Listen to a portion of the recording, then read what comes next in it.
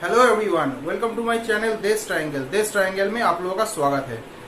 आज का जो वीडियो बनाने वाला हूँ ये है डोमिनर का रेगुलर जो मेंटेनेंस है। रेगुलर से एडवांस दो सेगमेंट में इसको मैंने डिवाइड किया है। एक है रेगुलर मेंटेनेंस बेसिक जो हम लोग कर सकते हैं, और एक है जो मतलब सर्विस के थ्रू और थोड़ा सा डिफिकल्ट है टू मेंटेन। तो वो दोनों में मैंने डिवाइड किया है। तो दोनों पहले मैं बेसिक वाला चालू करूंगा, उसके बाद एडवांस वाला मैं इसमें डिस्क्राइब करूंगा। और वीडियो जो है वो अंत तक देखिएगा, क्योंकि इसमें टोटल मेरा 2000 के ऊपर मैंने चला लिया है। तो डोमिनर में जो जो रिक्वायरमेंट है कि कौन सा मेंटेनेंस इसमें रेगुलर जरूरी है, और इसमें कुछ जो चीज है वो हर एक व्हीकल के लिए भी कॉमन है, जो सब हर एक व्हीकल में चाहिए मेंटेनेंस करना। तो वीडियो को पूरा देखिएगा, वीडियो बहुत इंफॉर्मेटिव होने वाला है। और वीडियो अगर अच्छा लगे तो लाइक और सब्सक्राइब जरूर कर देना। तो चलते चालू करते हैं।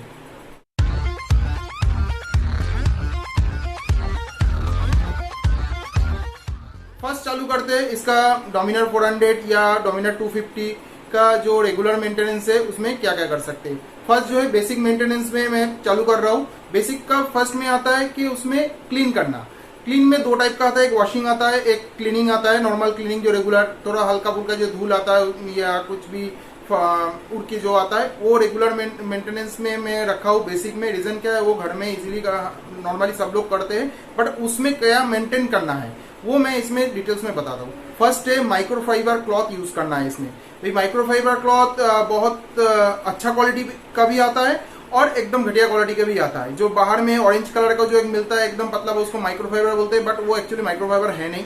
माइक्रोफाइबर क्लॉथ का डिटेल्स में बनाया था। उसका जो फाइबर है वो क्या है, रबिंग होने से बचाता है। जो ऊपर में डस्ट या कुछ फॉरेन पार्टिकल होगा या धूल होगा, वो पेंट के सरफेस में रबिंग होने से उसको बचाता है। और एक चीज है मेन इसमें, जो अच्छे से जब क्लीन करेंगे तो फर्स्ट जो है वो जो कॉटन है, मतलब जो टॉवल है माइक्रोफाइबर का, उसको हल्का सा जो स्प्रे है वो हल्का सा स्प्रे उसमें करके, वाटर स्प्रे करके हल्का सा मिल्ड उसमें थोड़ा सॉफ्ट कर लेना, क्योंकि वो थोड़ा ज्यादा दिन रहने के लिए वो हार्ड हो जाता है। तो उसको हल्का सा सॉफ्ट कर लेना। उसके बाद उसको थोरोली जो जो एरिया है टैंक का ऊपर हो, और स्टार्टिंग करना है पहले जो पेंटेड पार्ट होता है, जैसे टैंक एरिया हो गया, साउथ साइड का हो गया, उसके बाद विंडशील्ड हो गया, उसको पहले उसको अच्छे से क्लीन करिए। उसके बाद वो कपड़ा, और मैक्सिमम ट्राई करिए ऐसे मतलब लेफ्ट राइट या ऊपर नीचे रबिंग ना करे, वन साइड से रबिंग करने का ट्राई करिए जितना पॉसिबल हो। तो क्या होता है, धूल जो है एक साइड से दूसरी तरफ चला जाएगा, और जैसे इस साइड में चला जाएगा उसको अच्छे से झाड़ के, क्योंकि जो धूल थोड़ा बहुत मतलब लूज रहेगा, जो रबिंग कर सकता है,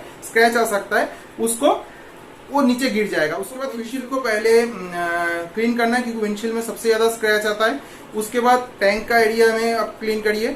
उसके बाद जो बाकी पार्ट को क्लीन करिए, क्योंकि बाकी पार्ट में सबसे ज्यादा कीचड़ या गंदगी जो है सबसे ज्यादा उधर पे आता है। जैसे मडगार्ड एरिया हो गया, या फ्रंट मडगार्ड का, या इंजन के साइड में पार्ट होगा, उसमें क्या है बहुत ज्यादा बालू जो है या सैंड जो है उधर में सबसे ज्यादा रहता है। तो उसमें क्या होगा, तो वो वाला जो चीज है ऊपर में आ जाएगा। तो ऐसे क्लीन करिए और हल्का सा गीला कीजिए, मतलब एकदम गीला नहीं, जो नॉर्मल स्प्रे आता है वाटर स्प्रेयर, उससे एक दो बार स्प्रे करके उसके बाद उससे करिए। तो क्या सॉफ्टनेस तो दूसरा पॉइंट में। सेकंड पॉइंट जो है पेंट प्रोटेक्शन। पेंट प्रोटेक्शन का फर्स्ट मैं बताता हूँ कि फर्स्ट जो है व्हीकल को या बाइक को आप धूप में, डायरेक्ट सनलाइट में मत रखिए।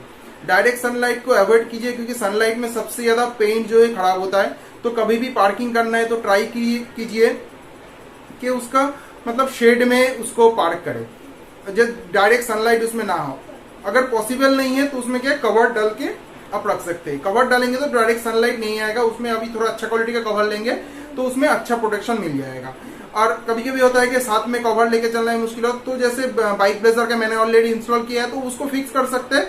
तो उसको उस बाइक के साथ ही रहेगा, जब जरूरत हो उसको खींच के अंदर में रोल हो जाता है, खींच के उसके अंदर डाल सकते हैं।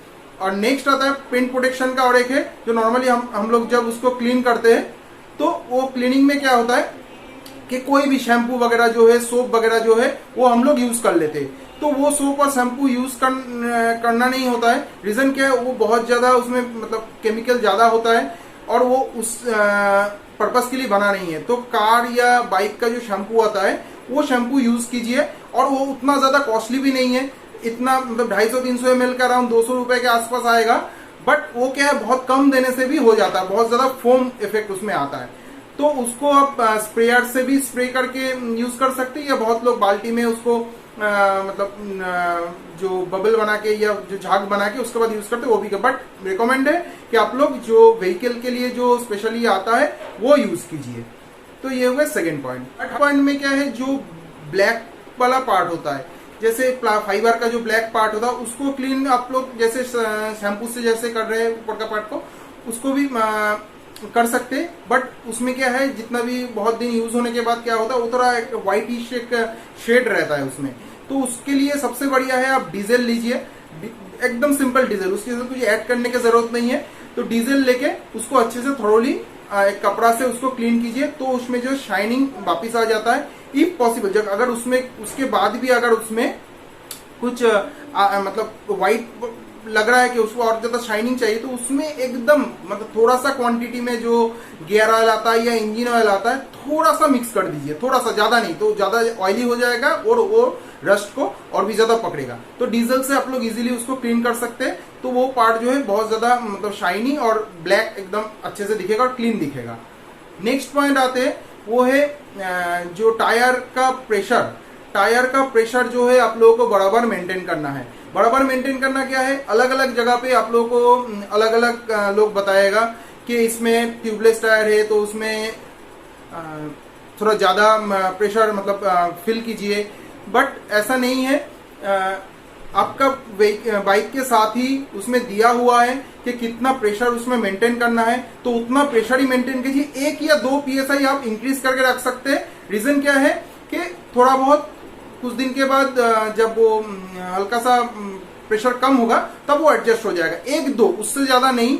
जैसे नॉर्मली डोमिनर के स्टॉक का जो टायर आता है उसमें क्या रहता है 28 फ्रंट का और 32 आपका रेयर का, ये रहता है। पिलियन और विदाउट पिलियन जो है सेम प्रेशर दिया हुआ आपका जो स्विंग आर्म में, लेफ्ट साइड का स्विंग आर्म में वो दिया हुआ है, आप लोग देख सकते हैं।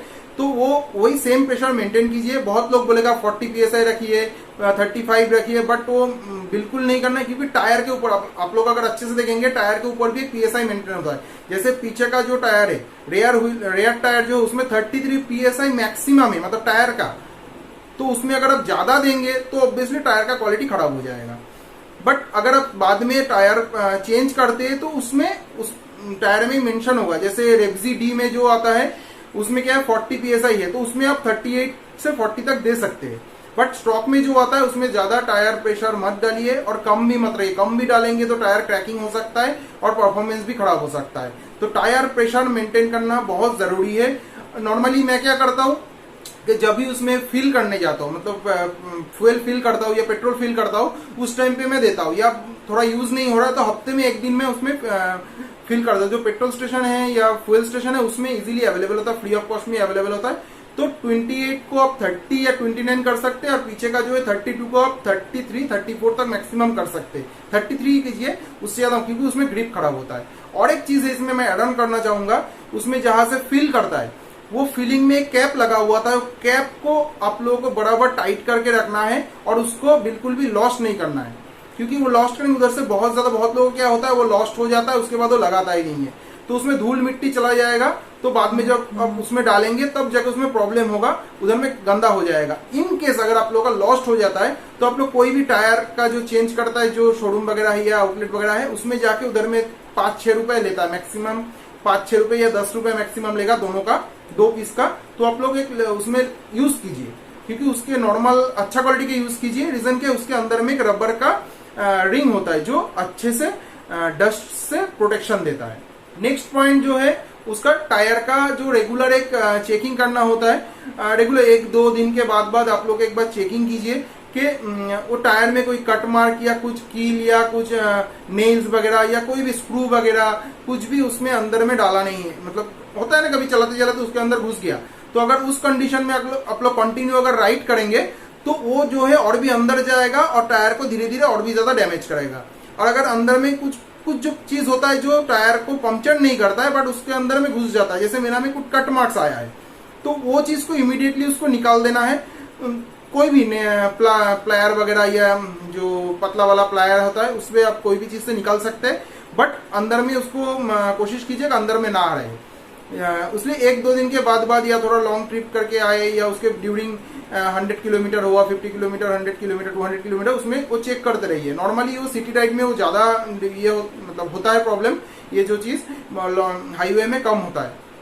और अगर पंक्चर है मतलब कोई बड़ा वाला कुछ अंदर घुस गया तो इमीडिएटली उसको पंक्चर ठीक करवाइए। वो कंडीशन में मत चले तो टायर और भी ज्यादा खराब हो जाता है और ऑब्वियसली आपका एयर जो है, एयर प्रेशर कम होता रहेगा। तो ये चीज मेंटेन करना जरूरी है। नेक्स्ट पॉइंट जो है वो आप लोगों को रेगुलर बेसिस पे चेक करना है कि कोई भी जगह से कोई ऑयल वगैरह लीकेज नहीं हो रहा है। जैसे मेरा हुआ था, इसलिए मैं पर्सनल एक्सपीरियंस शेयर कर रहा हूँ कि डोमिनर का जो इंजन का नीचे में एक मतलब जस्ट साइलेंसर पाइप जहां से निकलता है उसका नीचे एक बोल्ट रहता है, ड्रेन बोल्ट, वो थोड़ा लूज था तो उधर से इंजन ऑयल लीकेज हो रहा था। तो वो चीज आप लोगों को ध्यान देना है। एक बार वो इजीली दिख जाएगा, ऐसे हल्का सा नीचे में देखेंगे या मिरर डाल के भी देखेंगे तो इंजन ऑयल अगर लीकेज होता है तो वो चीज आप लोगों को इजीली समझ आ जाएगा। तो वो चीज एक देखना है, इंजन ऑयल लीकेज एक हो गया, एक है ब्रेक का जो हाइड्रोलिक फ्लूइड होता है, हाइड्रोलिक ऑयल होता है, वो भी कभी कभी लीकेज होता है। तो वो चीज देखना है। इन अगर आप लोगों को देख के समझ, जैसे मेरे को समझ आ गया था, वो नट जो वो बोल्ट जो है लूज था तो उसको मैं हल्का सा टाइट कर दिया तो वो ठीक हो गया। बट ज्यादा टाइट नहीं करना है क्योंकि उसमें गैस्केट रिंग रहता है, वो गैस्केट रिंग उससे खराब हो सकता है। तो उसमें उस जो सील अच्छे से नहीं होगा, तो उसको हल्का सा टाइट करना है। अगर आप लोगों से नहीं हो रहा तो कोई भी शॉप में लेके जाइए, वो अपने हिसाब से उसको टाइट कर देगा। रेगुलर बेसिस पे ये चीज चेक करना है। नेक्स्ट पॉइंट जो है, डोमिनर में आप लोग अगर देख सकते हैं उसमें 2 डिस्प्ले आता है। अगर डोमिनर 250 का मॉडल होगा तो उसमें जो ऑपरेटिंग का जो स्विच है वो ऊपर का डिस्प्ले में होता है, और जो डोमिनर 400 का मॉडल है उसमें टैंक के ऊपर वाला जो डिस्प्ले है तो उसका साइड में आता है। और डोमिनर का पुराना वाला वर्जन में भी जो स्विच है ऊपर में ही आता है। तो मेन जो चीज है वो बहुत लोगों का बाइक में आप लोग देखेंगे कि वो जो स्विच है खराब हो जाता है, कि दब जाता है। उसका रीजन सिंपल है। एक है वो आप लोग जब प्रेस करते हैं, प्रेस करने के टाइम पे हम लोग नेल यूज करते हैं, जो हम लोग को थोड़ा रहता है ना, नेल के पार्ट से इसे दबाते हैं क्योंकि वो थोड़ा सॉफ्ट मटेरियल से बना है, रबर से बना है, तो नेल से हम लोग उसको करते हैं। उसको कुछ नहीं, इसे थंब या ये पार्ट से मतलब ऐसे करके दबाएंगे तो भी वो ऑपरेट हो जाएगा। बट वो फीलिंग्स लेने के चक्कर, टक टक फीलिंग्स, जो स्विच प्रेस का जो फीलिंग्स लेने के चक्कर में हम लोग नेल से करते हैं, उससे क्या होता है खराब हो जाएगा। और एक बार खराब अगर हो जाएगा उसमें 2 प्रॉब्लम है। एक तो उधर से पानी अंदर जा सकता है, खराब हो सकता है, और वो जो ऊपर का जो रबर का स्विच है वो अलग से चेंज नहीं होता है। उसके लिए आपको टोटल जो है पैनल ही मतलब रिप्लेस करना पड़ेगा। और एक चीज है, सर्विस सेंटर में आप लोग अगर देंगे तब ध्यान रखिए कि उसमें वो लोग अगर टैंक रिमूव करता है तो वो लोग क्या करता है उसको मतलब जो टाइम एडजस्टमेंट करने के लिए वो लोग सेट करके देते। तो ट्राई कीजिए, आप लोग खुद से कीजिए और उन लोगों को बोल दीजिए आपको करने की जरूरत नहीं है, हम लोग कर लेंगे, मैनुअल में लिखा हुआ है कैसे करना है, तो आप लोग इजीली कर सकते हैं। रीजन क्या है, वो लोग जब करता है वो लोग जल्दबाजी में वो नेल का यूज करते हैं, या मैं एक बार भी देखा भी हूँ कि वो लोग प्लायर जो है, प्लायर का जो मतलब मोटा वाला प्लायर जो है उससे, या जो स्क्रू ड्राइवर से वो लोग ऑपरेट कर रहा है, क्योंकि उन लोगों का हाथ थोड़ा ऑयली रहता है तो उसमें स्लिप होता है, इसलिए वो लोग वो यूज कर रहा है। दूसरा एक बाइक का, उसके बाद से मैं ऑलवेज बोलता हूँ छोड़ दो, मैं खुद कर लूंगा उसका। ठीक है, ये चीज मतलब ध्यान में रखिए और खुद से कीजिए तो वो डैमेज होने का चांसेस नहीं रहेगा। नेक्स्ट पॉइंट में आते हैं। नेक्स्ट पॉइंट जो है वो है आइडियल आरपीएम। बहुत सारा डोमिनर का ये जो पॉइंट है ये सभी बाइक के लिए है। वो क्यों है, क्योंकि सभी बाइक में अभी जैसे आइडियल आरपीएम होता है। आइडियल आरपीएम मतलब जो गाड़ी जब स्टार्ट करते हैं, जब हम लोग रेस नहीं देते तब भी एक आरपीएम में वो घूमता है, आपका टेकोमीटर में वो दिख जाएगा। बट वो आरपीएम जो है अलग अलग कंपनियों का अलग अलग होता है। तो बहुत लोगों का एक मिथ है, जो आरपीएम आइडियल आरपीएम कम होने से जो व्हीकल का जो है माइलेज अच्छा मिलता है, तो इसके चक्कर में वो कम कर देता है। नॉर्मली पहले जो BS4 और BS3 वाला वर्जन था उसमें कार्बोरेटर से वो चेंज होता था। BS6 में भी होता है बट थोड़ा डिफिकल्ट है, बट वो टोटली कंट्रोल होता है ECU से। तो वो एक चीज आप लोग ध्यान में रखिएगा। एज पर डोमिनर में क्या 1500 आरपीएम से लेके 1700 आरपीएम के बीच में होना चाहिए आइडियल आरपीएम। उससे अगर कम होगा तो भी प्रॉब्लम है, उससे अगर ज्यादा होगा तो भी प्रॉब्लम है। ज्यादा अगर होगा तो आपका बहुत ज्यादा पेट्रोल वेस्टेज होगा, और कम होगा तो वो बैटरी सही से चार्ज नहीं हो पाएगा, सेकेंड डे गाड़ी बंद हो सकता है चलते चलते। तो अलग अलग गाड़ी का अलग अलग बाइक है, अलग अलग बाइक का अलग अलग आरपीएम रहता है, मैनुअल बुक में मेंशन होता है। तो वो चीज आप लोग एक बार ध्यान दीजिए। इनकेस अगर वो कम ज्यादा होता है तो उसके लिए आप लोग कुछ करने की जरूरत नहीं है। वो सर्विस सेंटर में जाके सर्विस सेंटर में वो लोग इश्यू अपडेट कर देगा। इश्यू के साथ ही ये लिंक्ड अप होता है, या वो लोग जो करना है वो कर देगा। वो आइडियल आरपीएम और ऊपर से जैसे बाढ़ में हम लोग का 1500 उसके बाद 2000 दिखता है। तो बट उन लोगों के पास वो मेजरमेंट करने का अलग से मशीन होता है जिसमें एग्जैक्ट आरपीएम वो लोग चेक कर सकता है। तो वो चीज उधर से आप लोग करवाइए, और ये चीज करना बहुत जरूरी है। डोमिनर का और एक चीज है, जो उसमें 13 लीटर का टैंक दिया गया है। कंपनी वो क्लेम करता है कि 13 लीटर का टैंक है, बट आप लोग देखेंगे कि टोटल 8 उसका बार है, 1 2 3 4 करके। फर्स्ट का जो 6 बार है वो अराउंड मतलब 8 लीटर या 9 लीटर में यो खत्म हो जाता है। लास्ट का जो 2 बार है वो बहुत देर तक चलता है, बट उसके चक्कर में क्या होता है, रीजन कंपनी का भी रीजन है वो देने के लिए रिफ्यूल दिखा देता है, उसमें लो फ्यूल इंडिकेटर उसमें दिखा देता है। क्योंकि डोमिनर BS6 व्हीकल है, उसमें कार्बोरेटर नहीं है, उसमें फ्यूल पंप लगा हुआ है। और फ्यूल पंप जो है अंदर में बहुत सारा अंदर में घुसा रहता है। तो उसके लिए क्या होता है, फ्यूल का जो लेवल है उसमें मिनिमम सजेस्टेड है 3 लीटर फ्यूल उसमें रखना जरूरी है। क्योंकि उसमें अगर फ्यूल पंप में एयर चला गया तो फ्यूल पंप खराब हो सकता है। 1-2 बार में नहीं होगा, बट कंटिन्यू अगर ये प्रोसेस चलता रहेगा तो वो खराब हो सकता है। तो इसलिए डोमिनर में ट्राई कीजिए 3, 3.5 लीटर, 4 लीटर जब फ्यूल है 3 लीटर भी है तो आप लोग रिफ्यूल कर लीजिए। जैसे ही 2 बार में आता है आप लोग देखेंगे लो फ्यूल इंडिकेटर चालू हो जाता है। कोशिश कीजिए कि उसी टाइम पे रिफ्यूल करने के लिए। और मैक्सिमम जब 1 बार आता है, 2 बार से 1 बार कम होकर 1 मतलब बार आता है, उस टाइम पे क्या रिफ्यूल का सब नोटिफिकेशन आता है। तो उसके बाद तो मतलब ट्राई कीजिए वो मतलब मैक्सिमम मतलब वर्स्ट के सिनेरियो है उसमें अगर आपको इनकेस कोई इमरजेंसी तभी आप लोगों को चलाना है, उसके बाद बिल्कुल नहीं चलाना है। और पेट्रोल का अरेंजमेंट करना है। और नेक्स्ट जो है, पेट्रोल कोई भी जगह से आप लोग मत लीजिए। आफ्टर मार्केट पेट्रोल बिल्कुल मत यूज कीजिए, क्योंकि आफ्टर मार्केट जो पेट्रोल है उसमें बहुत सारा मिलावट रहता है। वो दिक्कत है, फ्यूल पंप को भी खराब कर सकता है, इंजन को भी खराब कर सकता है। तो ये हो गया जो बेसिक मेंटेनेंस। अभी मैं नेक्स्ट में बताने वाला हूँ उसका जो एडवांस मेंटेनेंस में क्या क्या चीज करना है।